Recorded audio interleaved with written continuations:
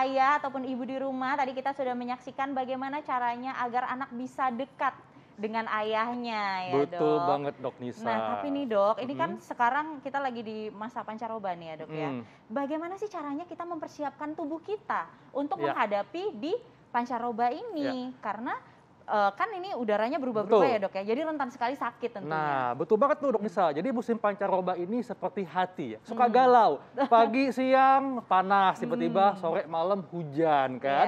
Nah, makanya kita perlu siapkan diri kita supaya kuat nih menghadapi musim pancaroba dengan bahan alami. Contohnya minuman herbal di Dok Nisa nih. Iya benar banget, karena bahan-bahan alami yang mudah ditemukan sehari-hari dan ada di dapur tentunya. Jadi kita bisa sehat tentunya dengan tidak ribet ya Dok ya. Iya, namun sebelumnya kita membahas tentang herbal tadi, kita lihat dulu tayangannya berikut ini.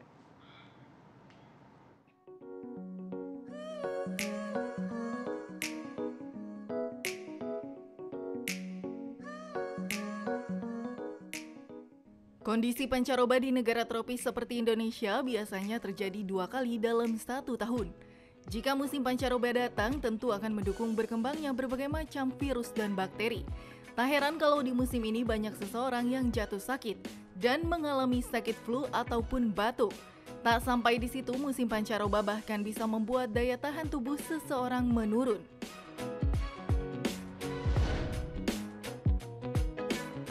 Namun pemirsa tak perlu khawatir sebab sebetulnya ada loh minuman sehat yang bisa dikonsumsi saat musim peralihan ini tiba. Dengan memanfaatkan bahan yang ada di dapur seperti jahe ataupun madu, Anda bisa mengolahnya menjadi minuman yang menyehatkan. Bahkan bisa mengurangi gejala penyakit pancaroba tersebut.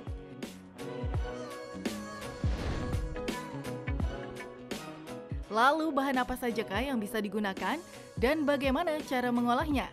Berikut simak ulasannya bersama dokter di studio hari ini.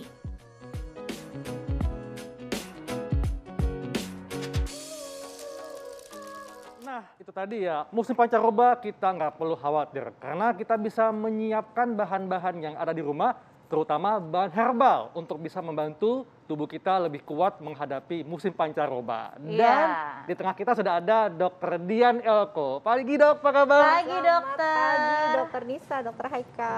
Nah, kalau ada Dokter Dian pasti ada ramuan herbal. Betul. Dokter Dian, ini kan kalau musim pancaroba kayak gini kan udara cenderung berubah ya Dok ya. Ya. Kalau misalnya kita tidak menyiapkan tubuh kita atau sel-sel tubuh kita rentan banget sakit kan Dok? Betul. Nah katanya kita bisa memperkuat sistem imunitas kita dengan obat-obatan atau dengan bahan-bahan herbal, minuman herbal. Nah itu kira-kira apa aja Dok bahan-bahannya? Betul, terima kasih Dokter Nisa. Jadi memang di masa pancaroba ini banyak sekali ya yang terjadi perubahannya, terutama iklim ini kan berpengaruh. Jadi habis dingin, panas, panas, dingin. Galau Dok ya. Galau. Ya. Jadinya kalau seperti itu biasanya tubuh ini juga butuh penyesuaian. Nah ini yang kita butuhkan adalah sebenarnya melatih sel tubuh kita untuk cerdas. Sehingga cerdas dalam menghadapi semua perubahan iklim ini. Jadi kita tidak bisa menyalahkan ya, iklim memang sudah nggak bisa ditolak begitu. Nah ini ada bahan-bahan yang memang sehari-hari mudah sekali kita temukan di dapur kita, yang sifatnya adaptogenik dengan tubuh dan bisa membantu untuk mengatasi permasalahan perubahan iklim tadi. Jadi seperti flu, batuk, pilek, diare, perut kembung misalnya, atau masuk angin biasanya. Nah ini bahannya. Ini Dok, ini apa katanya Dok ya? Ini kalau menurut orang tua kita, bahan-bahan seperti jahe, kunyit, kencur katanya bisa meningkatkan daya tahan tubuh. Ini fakta atau mitos Dok? Fakta. Fakta. Jadi bahan-bahan yang ada di dapur kita ini secara empiris, jadi lebih dari 3 generasi sudah dibuktikan. Contohnya 4 sekawan ini, yaitu 4 sekawan. Iya, jadi yang pasti ada di dapur ya ini ya.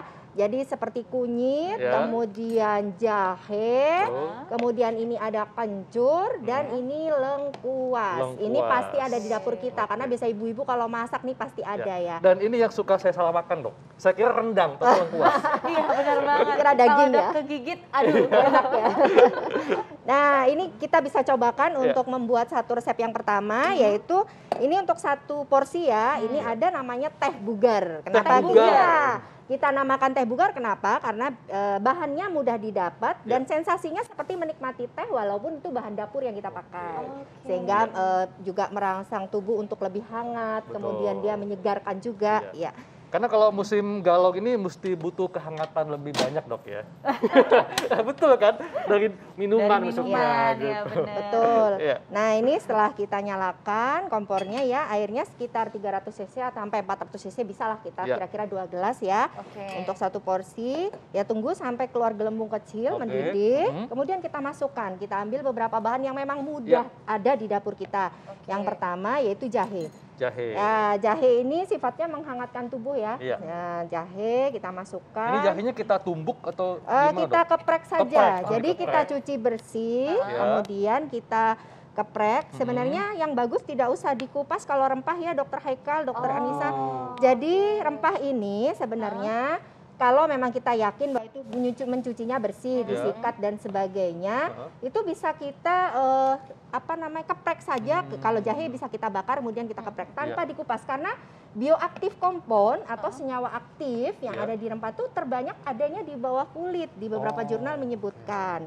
Nah, selain jahe tadi ada kencur, kita ambil kencur setengah ruas, kita keprek juga. Kemudian ada kunyit juga, 1 ruas kita keprek, dicuci bersih. Kemudian ada lengkuas. Nah, lengkuas ini biasanya yang kita pakai kalau yang enak, yang agak anget itu lengkuas merah atau Alpinia purpurata ya. Jadi warnanya, dagingnya agak kemerahan. Ini ada lengkuas putih, ada lengkuas merah ya. Oke.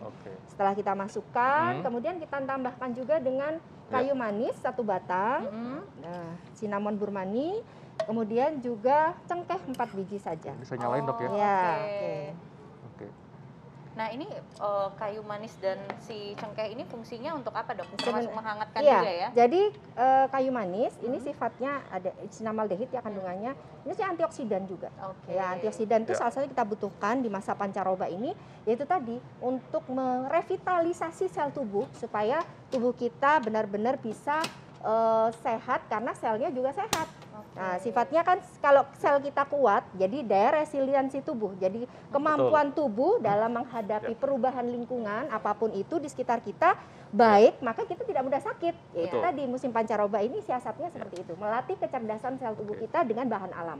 Karena ini lebih bersahabat dengan tubuh, Dokter Nisa. Dan lebih mudah ditemukan, mudah ditemukan. Dia sehari-hari jadi pangan fungsional, jadi bumbu masak. Namun kita bisa manfaatkan dengan takaran yang tepat atau tidak berlebihan sehingga aman untuk tubuh, untuk bisa membantu juga menjaga kesehatan. Ini kita rebus berapa lama, Dok?